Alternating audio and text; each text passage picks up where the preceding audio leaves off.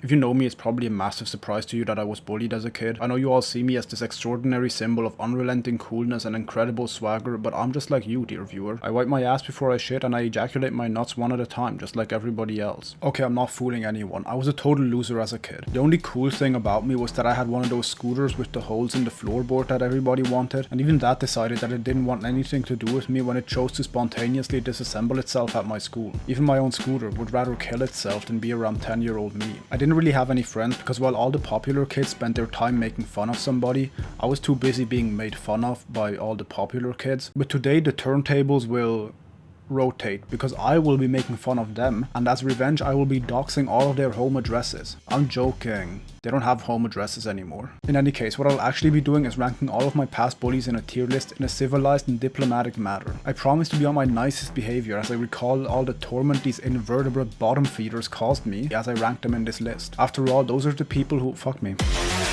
No, they don't fuck me. After all, those people are part of the reason I am who I am today, and for the next 12-ish minutes, we're gonna pretend like that's a good thing. And before you say, "But Nova, isn't this whole thing a bit petty? All that stuff happened like 10 years ago." I'll have you know, I once recorded an entire diss track against one of my friends because he called me poor, and that's far from the pettiest thing I've ever done. So, yeah, whoop-de-doo. Also, I'll be depicting all of these people as adults because children are gross.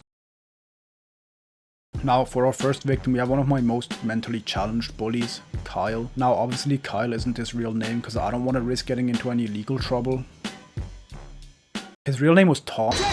Now, Kyle was as dumb as they come. He was the type of kid who'd make fun of you for getting a math question right, eat random insects he found in the classroom, and sleep with a ruler under his pillow to measure how long he slept. Okay, I made that last one up, but it's probably true. Kyle never really had any personal beef with me. He was more so a co-bully who just made fun of me because everyone else was. He doesn't seem to have any sense of identity or meaningful brain activity for that matter, which almost makes me feel sorry for him. Also, I'm speaking in present tense because that man hasn't changed to this day. W consistency, I guess. What Kyle, however, did really enjoy doing was taking the toys I was playing with and either breaking them or throwing them away, regardless of whether I owned them or not. He also really enjoyed taking things I wasn't playing with and then throwing them at me, but fortunately that kid was cursed with Stormtrooper aim and -7 vision correction, so that was less of a threat to me and more so to the people standing around me. Like, bro's aim was so bad he could throw a rock at the ground and miss. Anyway, I'm ranking him in E tier. While none of his bullying was meaningful, valid, or original, the fact that he was dumber than a bag of Jake Pauls was amusing sometimes. He's like the human equivalent of Patrick Star. Moving forward, it's worth noting that I was significantly taller and stronger than all of my classmates, and I was also doing martial arts training multiple times a week, which essentially meant that anytime I got into any physical altercation, I'd win. And because I was a dumb child who cared too much about the fact that everyone was bullying me, I often tried to make them stop by connecting their face to the business end of my fist. Also, I do not condone violence, and nowadays I am way too lazy to get into any physical fights with anyone. Next on the list we have Bartholomew Laquan Charnice Francois Deschamps III, but let's call him Chris for short. See, Chris for short was one of the smuggest people you'll ever meet. He had a face so punchable that even Gandhi would resort to violence. He was really good at saying things that didn't seem bad out of context, but combined with the way he said them and the moments he said them in, it would make the most peaceful person's blood boil. What made it worse was that he was probably the most popular kid at our school, which meant that anytime he started harassing me, everyone in the 100-meter radius would join in. One day we were at school playing football during the break, or soccer as the Yanks like to call it, when he decided to start making fun of me for being bad at the game. Granted, he was kinda right, I sucked ass through a straw when it came to playing football, but I was by far not the worst player on the field. After a while of him taunting me and everyone else egging him on, 10-year-old me decided that it was time to get physical.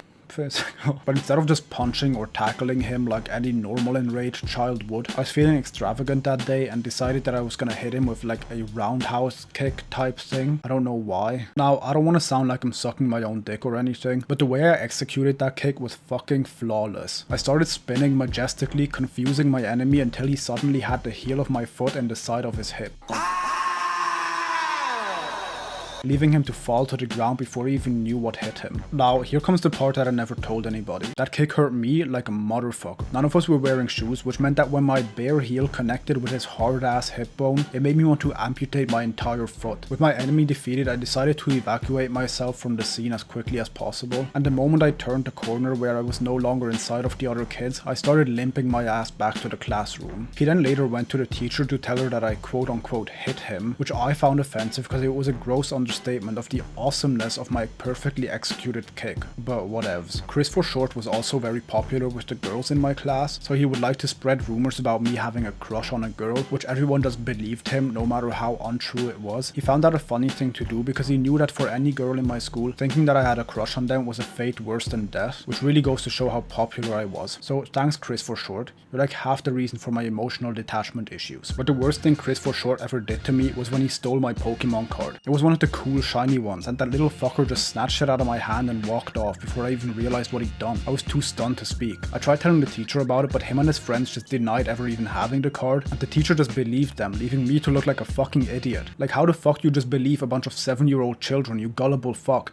Do you know what I had to do to get that fucking Pokemon card? Nobody had it, except for me. It was like the coolest thing I ever had, and he just took it. Anyway, I'm over it now. Also, Chris for short is now 6'2" tall, which is his only personality trait. I rank him in A tier because he was quite clever with the way he got under my skin, and he also had long-lasting effects on me as a person. W. Next up we have one of my most interesting bullies, Bob Kirkpatrick. I call him Bob Kirkpatrick because he was known for talking mad shit until he got his ass kicked. Bob was not only an arrogant little prick who often got himself in trouble for running his mouth at the wrong people, but I also strongly suspect he was a masochist. He was essentially the head bully in my class, and with that usually the origin point of all my torment. Aside from all the normal bully things everyone did, Bob brought a bullying innovation to the table that caused problems for me on a bi-weekly basis. Bi-weekly as in every other week, not twice a week.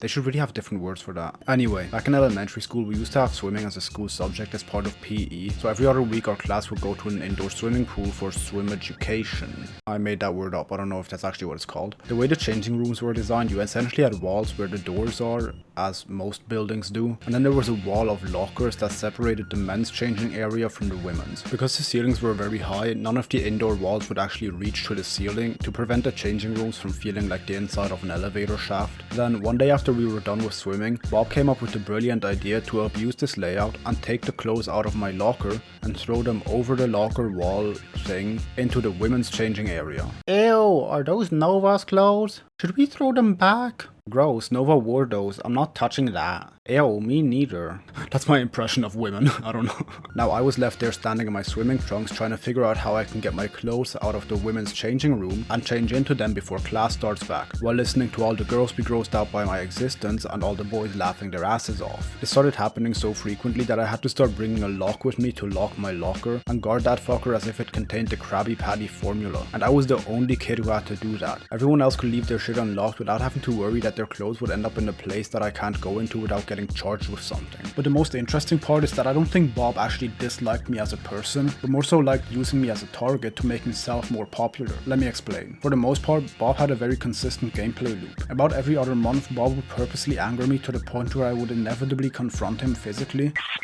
which usually ended up with him on the floor crying. The fact that this was happening so consistently is where my masochism suspicion comes from. But here's the thing, I also had respect for Bob. Anytime we had one of our physical disagreements, he would come to me the next day, shake my hand and apologize for being an insufferable douchebag the day before. Of course, I'd then also apologize for treating him like a human punching bag and we'd call it a day. He also never ran to the teachers after our exchanges of kinetic energy, even though he totally could have. Bro wasn't a snitch. But there was one thing that he did that really stood out to me the most. You all know the meme of the guy who says the joke and the guy who says the joke but louder. See, I was a very shy kid, and as a result of that I was very socially awkward. Like for real, I had the social skills of an autistic bushfire.